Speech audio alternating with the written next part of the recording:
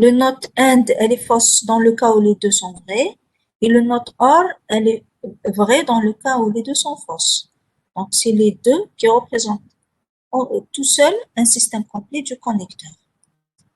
Voilà, je vous ai demandé de prouver.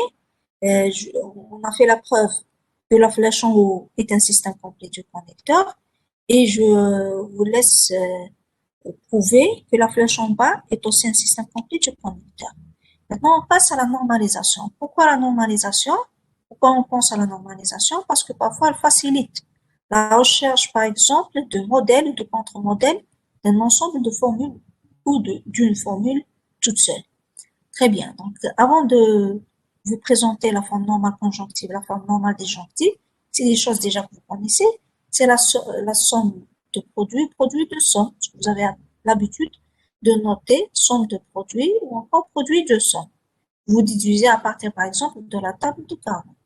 Donc, avant, j'ai dit d'introduire ces deux notions, ces deux formes normales. On donne la définition d'un littéral. C'est quoi un littéral? C'est tout simplement soit une variable propositionnelle, puis P, Q, A, B, c'est une formule atomique, donc.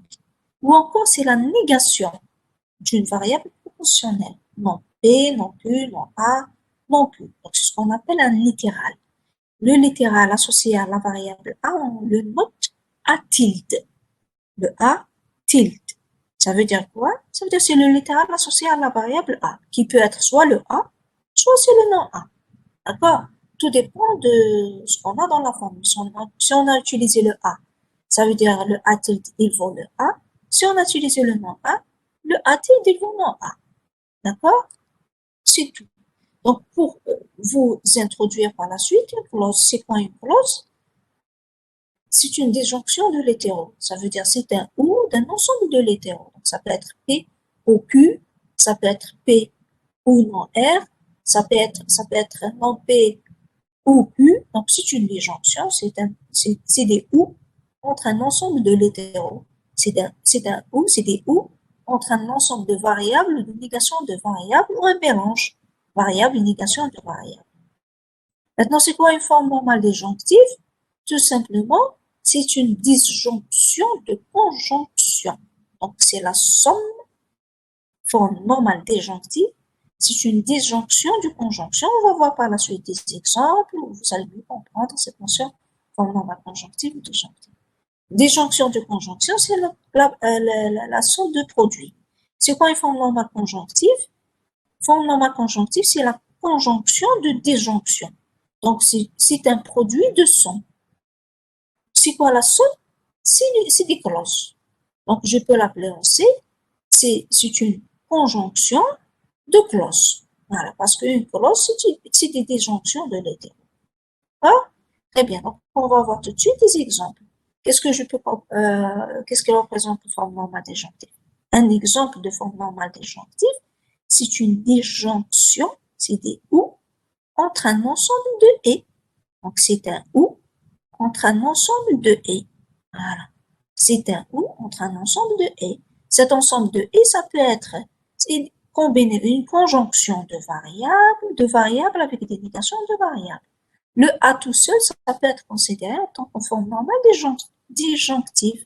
C'est une disjonction de conjonction. Les conjonctions, c'est l'ensemble vide, si vous voulez, donc on se retrouve avec A tout seul. Le non A tout seul, ça peut être une forme normale disjonctive. Le A ou B, donc c'est une disjonction de deux variables proportionnelles, donc de la conjonction là. Si vous voulez, il n'y a pas de conjonction, mais sachez que on sait très bien que le A et A est équivalent à A. Donc c'est comme si on avait un A et A, voilà, un B et B. Donc ça revient toujours à une disjonction de conjonction. Là, le A et B, je peux dire que c'est A et B ou A et B lui-même. Donc, ça revient à faire aussi une disjonction de conjonction. Pareil ici, le A et B et C, je peux l'écrire A, parce que c'est une disjonction de conjonction. Donc, c'est le A et B et C, ou A et B et C. Donc, ça revient aussi à faire une disjonction de conjonction, par exemple. Pareil ici, A et non A, c'est une déjonction, c'est A et non A, ou A et non A, par exemple. Ou encore, je peux mettre ou le faux, parce que alpha ou faux, c'est égal à alpha. D'accord? Donc, ça revient toujours à une disjonction de conjonction.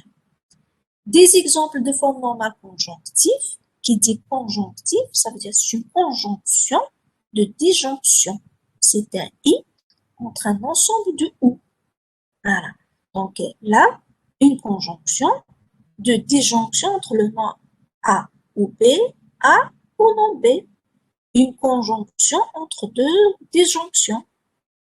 Une conjonction aussi entre deux disjonctions. Je peux dire que c'est le A ou A et non A ou non A. Donc, j'aurai toujours une conjonction entre deux disjonctions.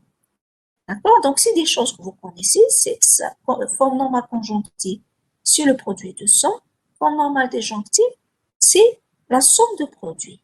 Voilà, j'ai tracé là un exemple pour vous montrer c'est quoi un littéral et c'est quoi une clause. Donc, le nom D, le E, le F, le nom B, le nom C, le A sont des littéraux. Les clauses, c'est ces disjonctions, c'est cet ensemble de disjonctions. Par contre, si je prends des formes telles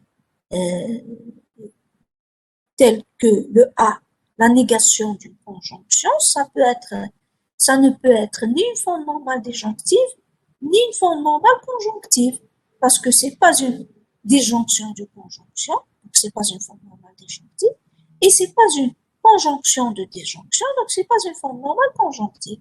Donc c'est des exemples qui ne sont ni des formes normales disjonctives, ni des formes normales conjonctives pour vous montrer quelques erreurs à éviter, à ne pas commettre. Voilà. Vous allez me dire maintenant pourquoi calculer la forme normale. Avant déjà de se poser la question, il faut savoir que toute formule propositionnelle est équivalente à une forme normale disjonctive et à une forme normale conjonctive. Ça veut dire à toute formule, je peux trouver une autre formule qui lui est équivalente et qui est sous forme normale disjonctive ou encore sous forme normale conjonctive. D'accord? Maintenant, pourquoi s'intéresser à normaliser? Pourquoi parler de la forme normale disjonctive? De la forme normale disjonctive, on va voir par la suite. Est-ce que, si je vous pose la question suivante, est-ce que vous connaissez calculer la forme normale disjonctive et la forme normale conjonctive? Est-ce que vous savez calculer forme normale conjonctive et forme normale disjonctive? Si c'est oui, vous me dites oui. Si c'est non, vous me dites non. Et dans tous les cas, on va vous donner une méthode. Oh, moi, une méthode, ça existe plusieurs méthodes. On vous donnera au moins une méthode. Savez-vous calculer la forme normale disjonctive et la forme normale conjonctive à travers, par exemple, la table de vérité? Est-ce que vous savez calculer la forme normale disjonctive et la forme normale conjonctive à travers la table de vérité? Selma Mazouz, est-ce que vous savez le faire? Bédis, est-ce que vous savez calculer le nombre?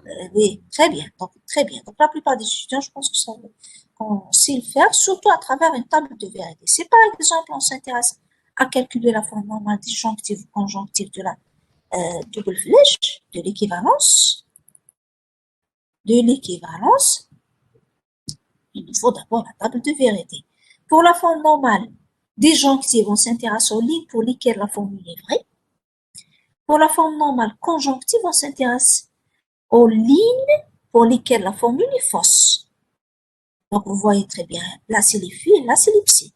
Donc, pour la forme normale, je répète, disjonctive, on s'intéresse aux lignes pour laquelle la formule, le alpha double flèche bêta est vrai par là, le alpha double flèche bêta est vrai par là. Si c'est vrai, je prends donc les instantiations pour lesquelles cette formule est vraie. Si le A est vrai, je prends le A. Si le A est faux, je prends le non A. Donc, par là, le A est vrai, je prends le A. Le A est faux, je prends le non A. Donc, le littéral, la négation de la variable propositionnelle. Donc, dans tous les cas, c'est un littéral associé à la variable A. C'est soit le A, soit sa négation. Pareil, si B est vrai, je prends le B. B est faux, je prends le non B. Et je fais la conjonction, bien sûr, parce que c'est une disjonction de conjonction des faits. Donc, le fait, la forme normale disjonctive, c'est la disjonction entre cette première ligne et cette dernière ligne pour lesquelles la formule est vraie. Pour la forme normale conjonctive, j'ai dit qu'on s'intéresse aux lignes pour lesquelles la formule est fausse. Si le A est vrai, je prends sa négation, c'est l'inverse. Si le A est faux, je prends la variable, si le B, pardon, est faux, je prends la variable elle-même. J'aurai donc une disjonction de l'hétéro. Ça veut dire, je m'intéresse quand descriptifs sont faux. Elle est fausse quand le nom A est faux, et donc le A est vrai. Elle est fausse quand le B est faux, et donc le B est vrai. Voilà, donc c'est dans ce sens. Pareil ici, elle est fausse quand le nom B est vrai, quand le nom B est faux, elle est fausse quand le nom B est faux, et donc le B est vrai. Donc, on aura la conjonction de disjonction. Et c'est clair. Donc, je répète, pour la disjonction de la forme normale disjonctive, on s'intéresse aux lignes pour lesquelles la formule est vraie. Pour la forme normale conjonctive, on s'intéresse aux lignes pour lesquelles la formule est fausse. Et pour la forme normale disjonctive, on prend la variable, si elle est vraie, on prend la variable, si elle est fausse, on prend sa négation.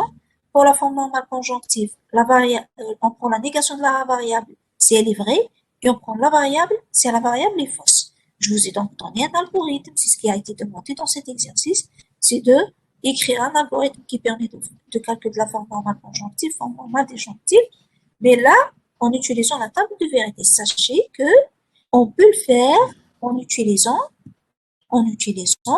c'est pas la table de vérité, mais en utilisant les équivalences. Les équivalences, là, oui, pardon, je vous entends pas bien, oui,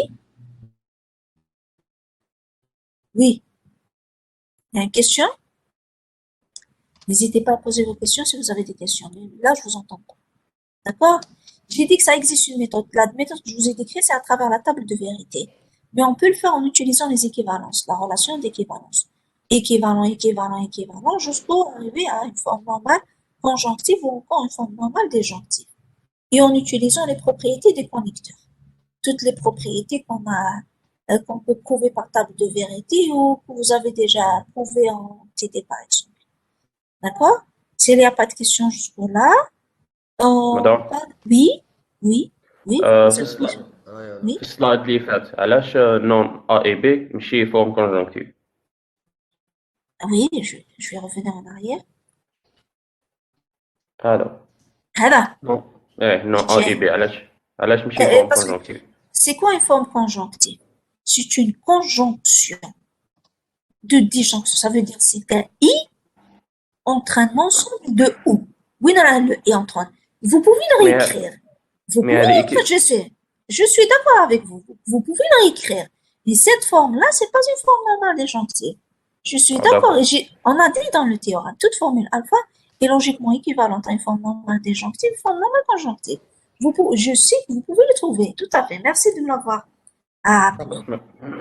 ميرسي C'est une forme, cette forme-là, c'est pas une forme normale disjonctive. Ça veut pas dire que on peut pas lui trouver une forme normale disjonctive.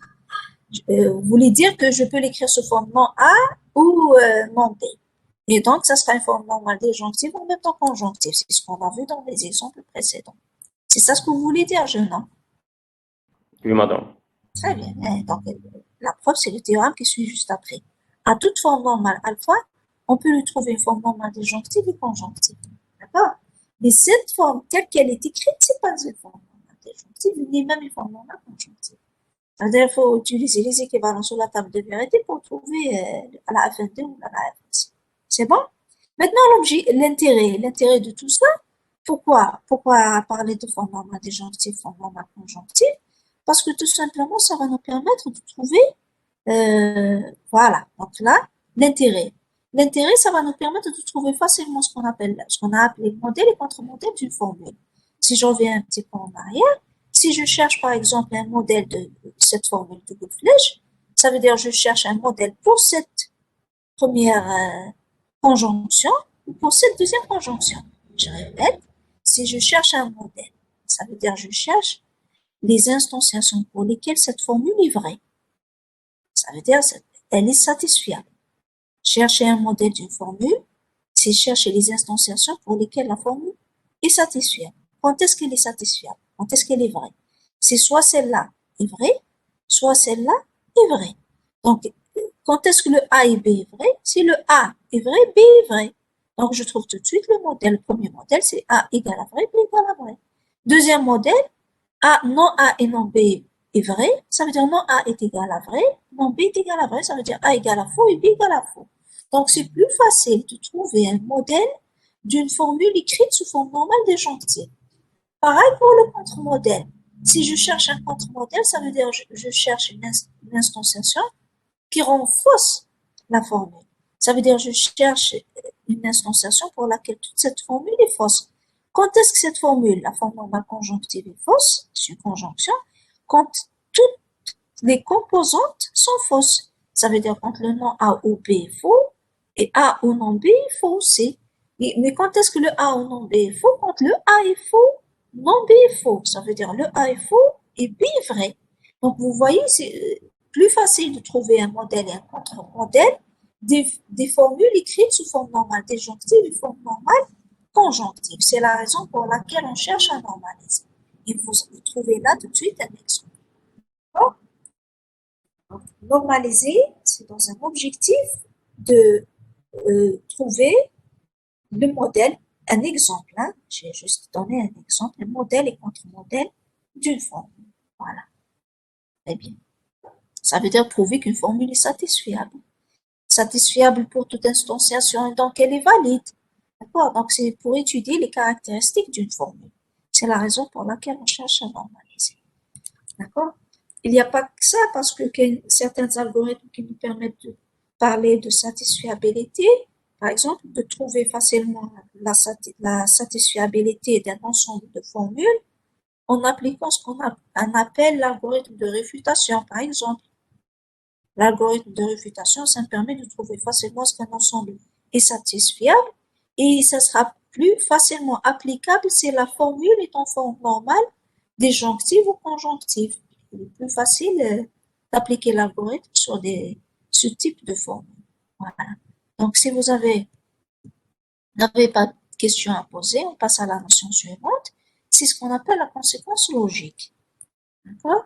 La conséquence logique, elle ressemble un petit peu aux déductions parce qu'on essaie par la suite, on converge vers des choses qui sont similaires, des choses entre déduction et validité, si vous voulez. Donc là, c'est une notion de ce qu'on appelle la conséquence logique. Qu'est-ce que ça signifie une conséquence? Une formule qui est une conséquence logique d'un ensemble de formules.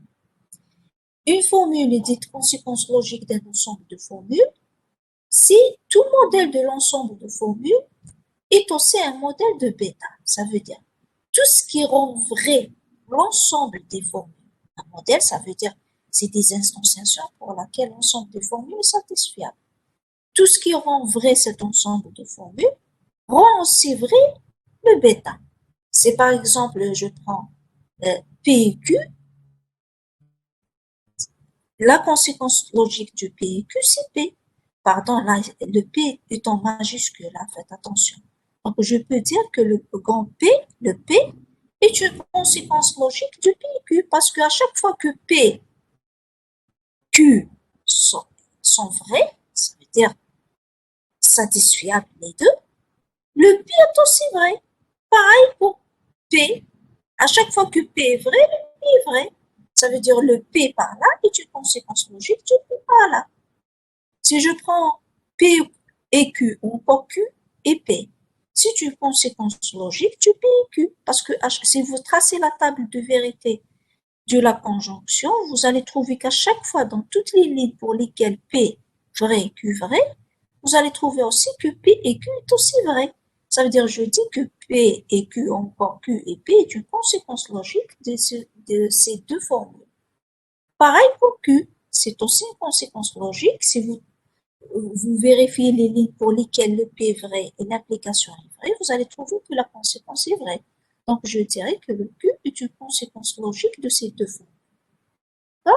Donc, conséquence logique, vous trouvez là, vous allez voir que par la suite, on n'a rien d'autre que la déduction, parce qu'on a utilisé un symbole, si vous vous rappelez, c'est un symbole qu'on a utilisé pour les tautologies. Mais ça concerne une seule formule, qui est dite tautologique, on la note par ça. D'accord? C'est un cas particulier en quelque sorte de ce modèle. D'accord? Tautologie, c'est un cas particulier de ce qu'on appelle les conséquences logiques. Pardon? Si, par exemple, bêta est une conséquence logique du alpha, alors j'ai le alpha flèche bêta qui est une tautologie. Si bêta est une conséquence logique du alpha, alors alpha flèche bêta est une tautologie. Ça vous rappelle peut-être ce qu'on a appelé le théorème de déduction. Si à partir du alpha je déduis bêta, alors alpha flèche bêta est un théorème. D'accord? Donc ça me rappelle quelque chose, c'est quand même similaire un petit peu. Donc, là, ça se lit comme ça. Si bêta est une conséquence logique du alpha, alors alpha flèche bêta est une tautologie. Et c'est un théorème très important. Pourquoi? Parce que au lieu de chercher les modèles de est-ce que bêta est les modèles de alpha sont aussi des modèles de bêta, il est plus facile de chercher est-ce que alpha flèche bêta est une tautologie à travers, par exemple, la table de vérité. Il est plus facile de chercher, par exemple, la validité d'une formule.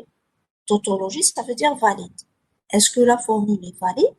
C'est plus facile que de chercher est-ce que les modèles de alpha sont aussi des modèles de bêta. Contrairement, par exemple, à la déduction, c'était plus facile de trouver que bêta, ça se déduit de alpha, que de prouver que alpha flèche bêta est un théorème, par exemple. D'accord?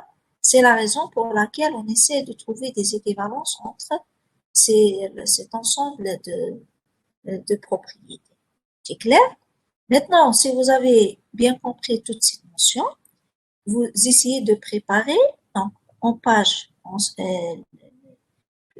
22, c'est des diapos si vous voulez, c'est les diapos 22, 26 et 31, vous avez des questions auxquelles il faut répondre et me remettre dans l'espace du cours pour ceux qui n'ont pas encore fait. D'accord? Ça concerne pas la conséquence logique parce que la conséquence logique, je n'ai fait rien que pour introduire la relation entre la relation entre la syntaxique et la sémantique. Ça veut dire c'est des théorèmes qui viennent après. Ils vont nous servir pour vous expliquer d'autres théorèmes qui vont venir après. D'accord? C'est pas l'objectif de cette partie du cours. D'accord? S'il n'y a pas de questions, je passe à la suite du cours qui est le théorème de consistance et de complétude. Voilà. Donc, on va voir ensemble qu'est-ce que ça signifiait, la consistance et la complétude. Est-ce que vous voyez toujours ce qui est écrit sur l'écran? Est-ce que vous arrivez à voir toujours l'écran? Vous arrivez à lire l'écran? Oui, madame.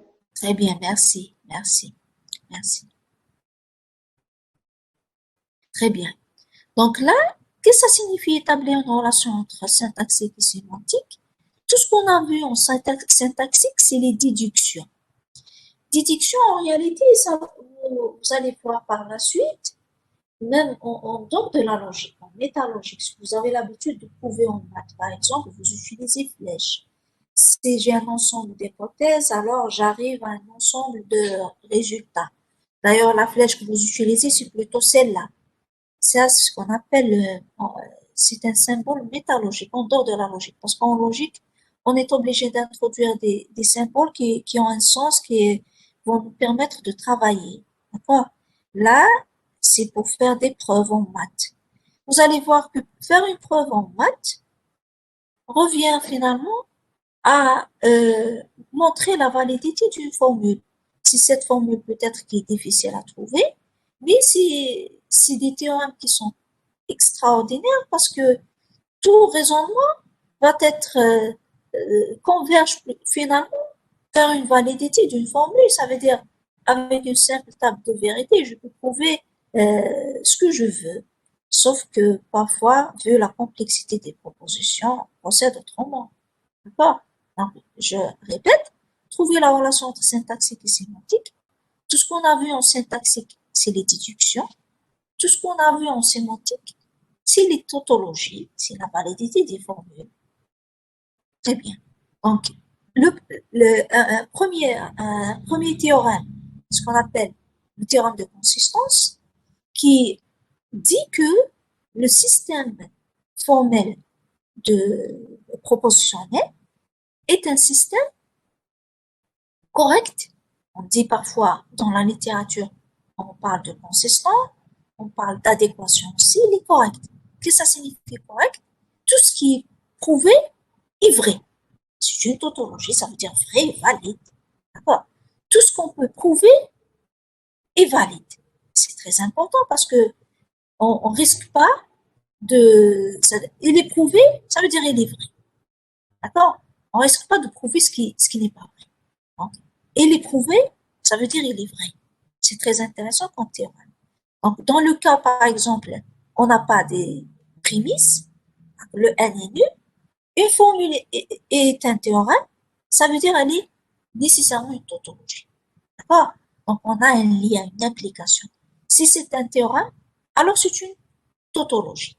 Et c'est très important comme résultat. Pareil, c'est à partir, dans le cas où n par exemple est égal à 1, c'est à partir de alpha 1, je déduis alpha, alors alpha 1 flash alpha est une tautologie. Donc, prouver cette déduction ou montrer la validité de cette formule, c'est exactement pareil. D'accord? Vous allez avoir une application dans l'un des exercices de la série TD, vous allez trouver, c'est très facile à appliquer. Et puis, le théorème de complétude, c'est l'inverse. Tout ce qui est vrai, tout ce qui est vrai peut être prouvé. D'accord? Tout ce qui est vrai peut être prouvé. Donc, il est complet. On dit que le système logique est complet. Tout ce qui est vrai peut être déduit. Voilà. Peut être prouvé. Donc, c'est un lien qu'on établit entre la syntaxique et la sémantique. Donc, en particulier, la logique propositionnelle, elle est consistante, elle est saine et complète. Elle est correcte et complète. Ça veut dire qu'il y a une équivalence entre ce qu'on peut prouver et ce qu'on peut, les formules valides, si vous voulez. Il y a une équivalence, j'ai dit. Tout ce qui est tautologie peut être prouvé. Pardon, là, il y a une répétition. Une formule tautologique, elle est valide. Elle est valide, ça veut dire elle est déductible. C'est une théorie. C'est un théorème, pardon. D'accord? Un théorème, tout théorème est valide. Toute formule valide est un théorème. Tout ce qui est déduit est vrai et tout ce qui est vrai peut être déduit. Donc, c'est une équivalence entre les deux. Pourquoi? Parce que tout simplement, la logique des propositions est une logique correcte et complète. D'accord? Et puis, c'est un résultat, j'ai dit, qui est très important parce que finalement, tout ce qu'on a l'habitude de prouver en maths, ça revient, j'ai dit, à dire que chercher la valeur, il suffit de trouver cette formule. D'accord? Maintenant, tout ce qu'on a vu, par exemple, toutes les déductions, tous les théorèmes qu'on a prouvés dans la deuxième série de TD, vous pouvez tracer leur table de vérité, vous allez trouver que finalement, c'est des formules valides. Voilà. Et inversement, tout ce qu'on a prouvé comme formule valide dans la troisième série de TD, si vous essayez de trouver prouver les formules en tant que théorème, vous allez pouvoir les faire en utilisant les déductions. Voilà. Donc, c'est ça la relation qui existe entre syntaxique et sémantique. Maintenant, dire qu'à partir aussi du alpha 1 jusqu'au alpha n, je déduis alpha, ça veut dire que cet ensemble de formules est inconsistant. Suivant la définition de consistance, quand est-ce qu'on dit qu'un ensemble de formules est consistant? S'il ne mène pas à des contradictions, il est inconsistant, ça veut dire qu'il mène à des contradictions. C'est ce qu'on a l'habitude déjà de prouver dans les déductions. On rajoute la négation de la conclusion et on arrive à une contradiction. Il est dit donc inconsistant. S'il est inconsistant, un ensemble, s'il est consistant, il est satisfiable. Et s'il est inconsistant, il est insatisfiable. Ça veut dire que vous n'allez pas pouvoir trouver des modèles à cet ensemble de formules. Comment prouver qu'un ensemble de formules est non satisfiable? Si soit en utilisant la table de vérité, vous allez trouver qu'il n'y a pas des instantiations pour lesquelles cet ensemble, l'ensemble des formules de cet ensemble sont vraies à la fois, ou encore en utilisant ce qu'on appelle l'arbre de réfutation. Donc, c'est en appliquant l'algorithme de réfutation. D'accord? C'est l'algorithme de réfutation qu'on va pas voir malheureusement cette année vu le temps. Si on aura peut-être quand on terminera le programme, peut-être j'essaierai de vous préparer les diapos dans lesquels j'expliquerai cette arbre de réfutation pour ceux qui désirent le lire à titre en plus. D'accord? Culturel, si vous voulez. D'accord? Est-ce qu'il n'y a pas de questions jusque-là pour cette partie du cours? Là, vous trouvez aussi, j'ai juste donné la définition de consistance. Quand est-ce qu'on dit qu'un ensemble de formules est consistant? S'il n'a pas des contradictions. Mais ce qui est plus important pour nous, c'est cette propriété c'est cette équivalence entre la déductibilité, si vous voulez, la probabilité et la tautologie, la validité des formules. Voilà. On a le théorème. Pour la preuve de ces théorèmes, j'essaie aussi de vous préparer des diapos. D'habitude, on donne des indications au moins pour prouver le théorème de consistance. Qu'est-ce qu'on utilise? Ça se fait par récurrence sur la longueur des formules. Plutôt la longueur, mais c'est pas des formules, sur la longueur des déductions, sur le nombre de déductions utilisées. D'accord? Ça veut dire, on suppose qu'il n'y a pas de déduction, et puis on rajoute les règles de déduction, lesquelles, c'est pas n'importe quel connecteur, c'est les règles de déduction associées au connecteur de négation et de conjonction. D'accord? Je vais vous donner j'essaie de préparer, quand j'aurai le temps, je vous prépare des indications pour la démonstration des deux théorèmes, le théorème de consistance et le théorème de complétude de système.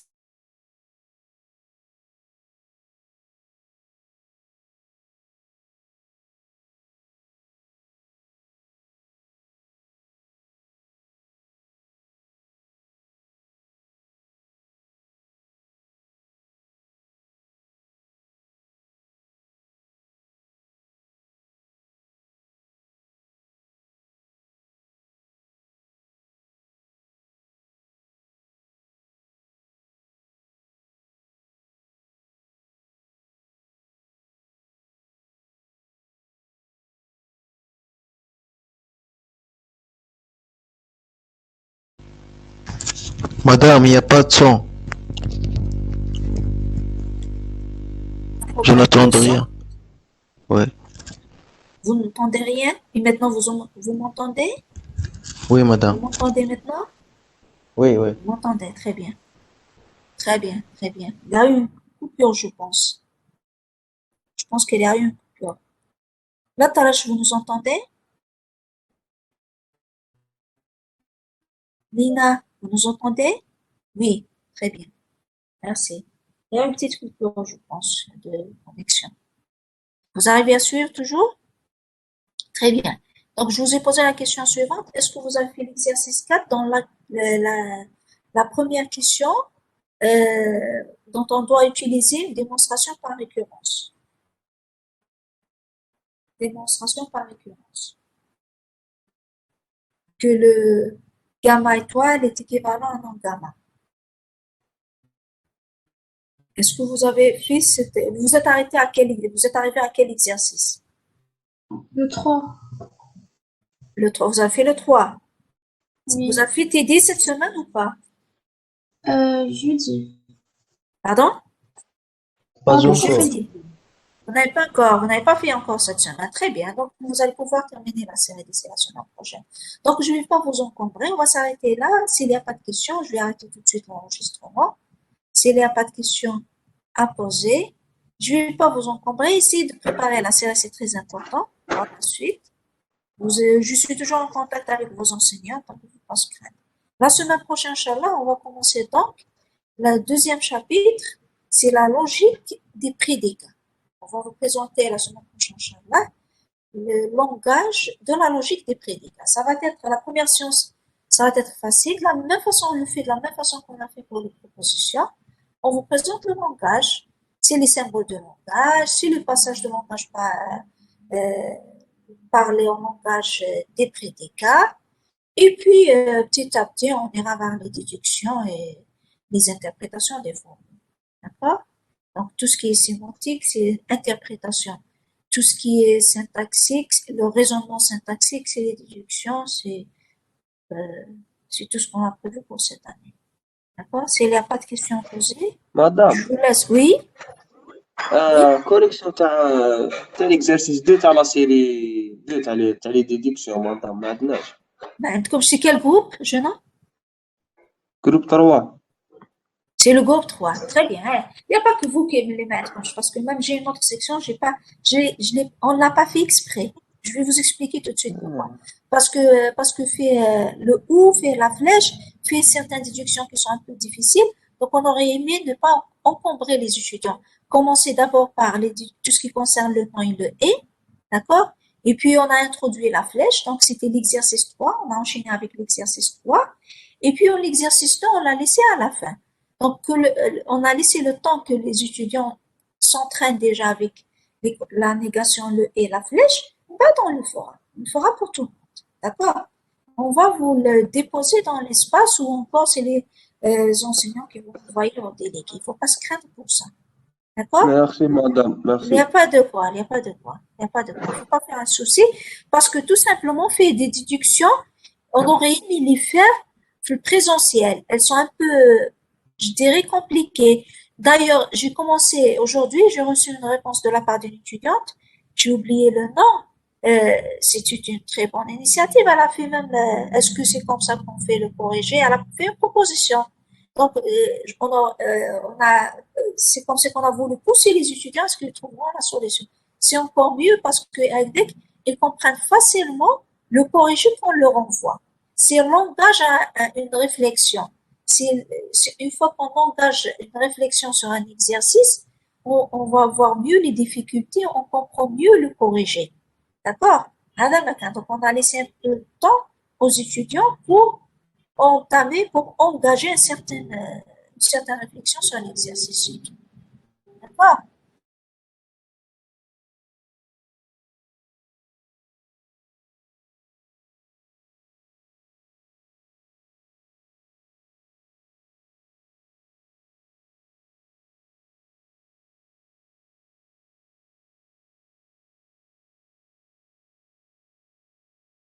Le ou, les déductions ou. Mais pour la section ACAD, je n'étais pas avancée, je ne pouvais pas donner des indications. Mais c'est pas grave, il ne faut pas se craindre pour ça. On va vous envoyer le corrigé, il n'y a pas de problème. C'est tout? Est-ce qu'il n'y a pas d'autres questions à poser? Madame, Oui? madame, في لو دوفوار Oui? كي Oui, قلتي je vous entends. في لو دوفوار كي Eh, قلتي le الغوريثم cours, معناتها il faut parler. ايه ايه Oui, c'est un algorithme général. C'est clair que vous n'allez pas faire une affectation, je sais pas quoi, mais même si vous faites des affectations, c'est un algorithme général. Et soit Comme des vous règles, le faites. madame. Merci. comme Si vous le méthode faites à travers la méthode, merci. La méthode, Oui. c'est un d'accord algorithme général. Mais là, vous avez deux méthodes. C'est-à-dire, vous faites un petit détail. Algébrique et Merci. Si vous arrivez à le faire, faites les deux. C'est encore mieux. D'accord? oui, Parce que pourquoi je ne l'ai pas fait en cours? Parce que je sais que c'est des choses que vous connaissez. D'accord? Ça veut dire, j'aimerais bien que les étudiants fassent un effort de rédiger l'algorithme. D'accord? Parce que même en logique, n'importe quel module que vous faites en informatique, en logique, il y a pas mal de techniques qu'on essaie d'automatiser. Ça veut dire, on essaie de trouver toujours des algorithmes. Ça veut dire, j'aime bien vous faire apprendre à écrire des algorithmes, même en logique. Parce que c'est c'est la logique pour l'informatique. C'est pas la logique pour, d'accord? Donc, c'est un module commun entre maths et info. Mais il faut voir ce côté informatique. C'est pour vous montrer ce côté informatique des choses. C'est tout. Merci. Donc, vous faites des grandes lignes. Des grandes lignes, c'est un algorithme général, ce qu'on appelle un algorithme général. Voilà. Parlant, on fait chouïa du langage d'accord. parlé, chouïa de l'algorithmique, proche de la machine, chouïa. C'est un mélange. D'accord? C'est un pseudo-programme. C'est pas un programme que vous allez écrire. C'est un pseudo-programme. Voilà. C'est tout. C'est bon? S'il n'y a pas de questions, je vous laisse partir. Et je vous souhaite courage. مدام ديفوار طابيوها في الميكرو ومن بعد نقدروا نكتبوها في الورقة مدام. اكتب في الورقة صور طابي في الميكرو faites ce que vous arrange. D'accord? يعطيك الصحة مدام. J'accepte tout format. D'accord? Pourvu que ce يعطيك soit الصحة مدام. tout format est accepté. Sauf que si vous pouvez me l'envoyer, me le déposer dans l'espace du cours, vous allez me rendre service. Parce qu'un des plus de 250 étudiants, pour récupérer les devoirs par mail, je ne peux pas vous expliquer la quantité de travail qu'il y a. Donc, faites-moi plaisir de le remettre dans l'espace du cours, dans Moodle. D'accord? Oui, d'accord. Ok, madame. D'ailleurs, c'est à vous. Voilà, Madame, merci. s'il vous plaît, concernant Oui. le système Oui. complet des connecteurs, Oui. le système non flash démontré ou atteint? Le nom est flèche. Je sais pas si je l'ai donné. On va voir ensemble, si vous voulez, on va parcourir ensemble les diapos 22. Si je l'ai pas demandé, je préfère ne pas le faire dans le cas, parce que sinon, ça reste confusion entre les étudiants et ceux qui ont déjà remis, il y a problème. D'accord? Donc, on va parcourir ensemble, si vous voulez, les diapos. Elle est écrite sur l'énoncé, donc normalement, il faut la démontrer. Voilà. Oui, c'est demandé. Ah oui. À titre d'exercice, c'est 22. La diapo 22. Ça veut dire, je l'ai demandé. D'accord? C'est bon. Merci. Merci. Donc, c'est confirmé. Je vous le confirme. D'accord, Donc, il faut prouver le nom et flèche, prouver la barre, la flèche en bas. Voilà. Et en réalité, j'ai lu la littérature, c'était pas la barre de Schaeffer. La barre de Schaeffer, c'est la flèche en haut. Qu'est-ce qui disent? Merci, merci. C'est-à-dire, pour être clair, pourquoi j'ai pas voulu faire je n'ai pas voulu, si vous voulez, l'associer aussi à Schaeffer, parce que dans la littérature, ils disent pas que c'est la barre. Ils disent que Schaeffer, si vous voulez, il a inventé une seule barre. Voilà, une seule barre, c'est la barre en haut. Et la barre en bas, ce qu'ils disent que ça a été inventé avant même Schaeffer. Sauf qu'il n'y a pas eu de publication sur la barre, la flèche en bas. Cette flèche-là, possible que ça a été inventé même avant la barre de Schaeffer, sauf que ça n'a pas été publié, malheureusement. Ça veut dire les gens ne connaissent pas la flèche en bas qu'après les travaux de Schaeffer, que les gens ont découvert, que les logiciens ont découvert les travaux d'un autre auteur, j'ai oublié son nom, et qui a donné naissance, si vous voulez, à la flèche en bas. Voilà.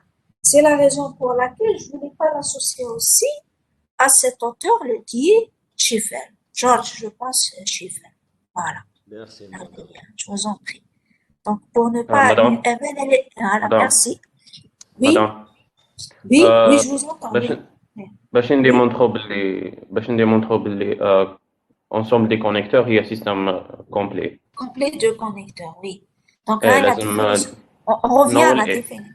On revient à la définition. Merci. Allez. مدام Oui. لو كان نكونوا في لونغاج بروبوزيسيونال واحد اخر ماشي نون اي لازم نديمونطرو في هذوك لي كونيكتور. اسمح لي. Donc si vous dites qu'on nous fait un langage واحد اخر. Donc là, on a appris un langage de base, c'est le nom, le et. Ça veut dire, où le nom est, c'est le système, c'est la référence pour nous. Ça veut dire tout autre système pour prouver qu'il est système complet de connecteur, il faut pouvoir écrire le nom et le et. Qu'il y a certains qui même n'acceptent pas de faire l'inverse. Ça veut dire, c'est pas que je réécris la flèche en bas en fonction du nom et. C'est l'inverse. C'est le nom et qu'il faut écrire en fonction du flèche en bas. C'est ce qu'on a fait, par exemple, pour prouver que le nom et ou est un système complet du connecteur. Ce qu'on a écrit, c'est le nom et le et. D'accord? C'est pas l'inverse. Maintenant, parfois, c'est très difficile d'écrire. C'est pas que c'est très difficile. Supposons qu'on a déjà on a prouvé que le nom et le ou est un système complet du connecteur. Ça veut dire s'il y a de nouveaux connecteurs, au lieu de prouver que ça compose un système complet du connecteur, je vais plutôt, c'est pas écrire le nom et le et, mais je vais écrire le nom et le ou, pour la simple raison que le nom et le ou, je l'ai déjà prouvé que c'est un système complet du connecteur. Je ne sais pas si j'ai répondu à la question pour la personne qui a posé la question. Oui, madame, merci. C'est bon, allez. Oui.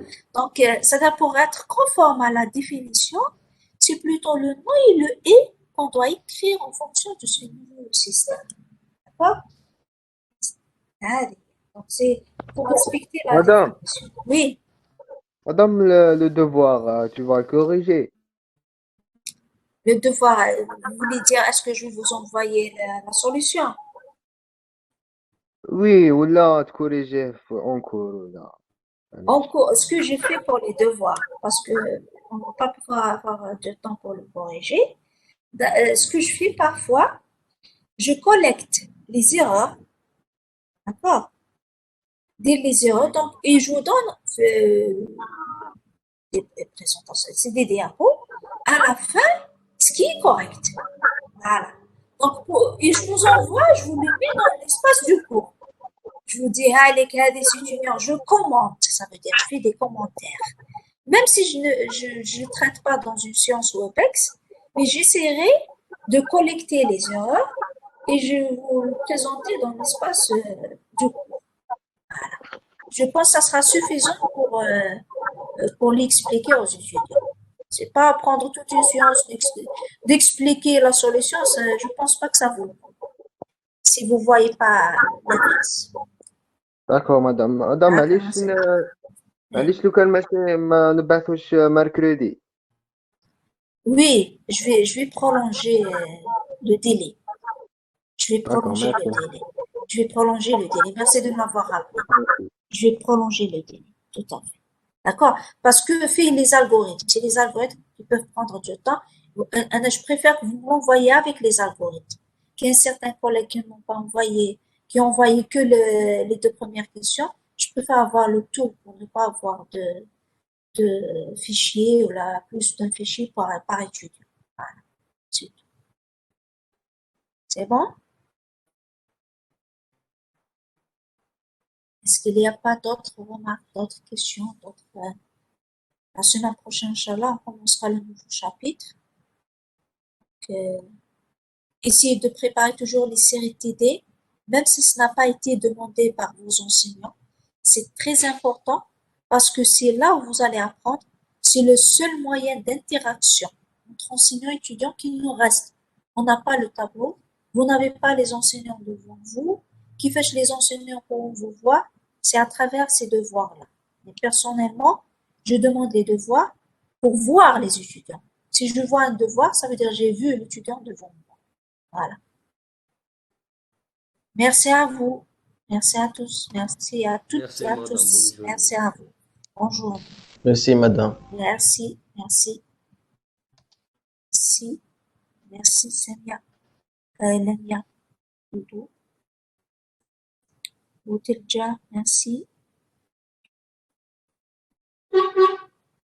Merci. Donc, je vous libère s'il n'y a pas de remarques à faire ou des questions à faire, à poser. Je vous libère. Essayez toujours de préparer. J'ai délaissé les TD. De ma part, j'ai fait un lien avec les autres groupes, le groupe que j'ai en TD, en préparant ensemble les TD. C'est aussi une très bonne méthode, je pense. Essayez de participer au TD, c'est très important parce que c'est là où vous voyez vos erreurs.